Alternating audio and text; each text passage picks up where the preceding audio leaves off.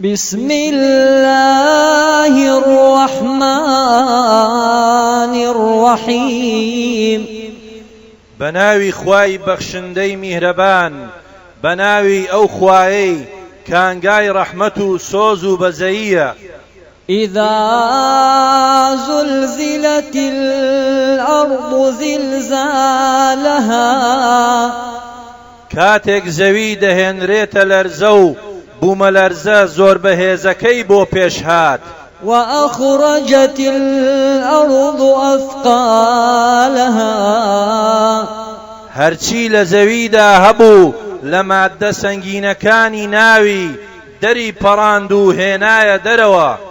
وقال الإنسان ما لها ئەو کات ئادەمی زادیش دەڵێت ئەوە چیەتی بۆ وای لێهات. ئیماندار هەست دەکات کۆتایی دنیایە و بەرپابوونی ڕۆژی قیامەتە. بێئیمانیش سەری لێ دەشێوێت و نازانێت بەرەو کوێ ڕابکات.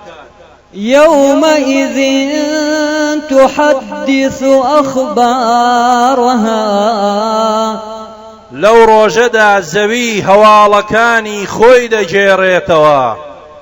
بأن ربك أوحى لها بەهۆی ئەوەی کە پەروەردگارت ڕایگەیاندووە ئەی ئینسان، فەرمانی بۆ دەرکردووە کاتی کۆتایی هاتنیەتی.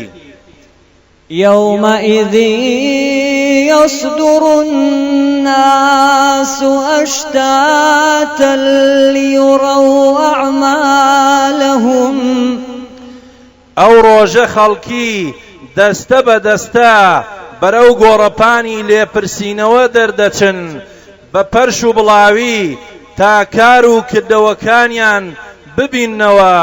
دیارە کە نامەی کردەوەکان تۆمار کراوە بە دەنگ و ڕەنگەوە. فمن يعمل مثقال ذرة خيرا يره جا ئەوەی بەقەدەر سەنگی گەردیلەیەک خێر و چاکەی ئەنجام دابێت دەیبینێتەوە. ومن يعمل مثقال ذرة شرا يره ئەوەش کە بەقەدەر سەنگی گەردیلەیەک شەڕ و خراپەی هەبێت دەیبینێتەوە.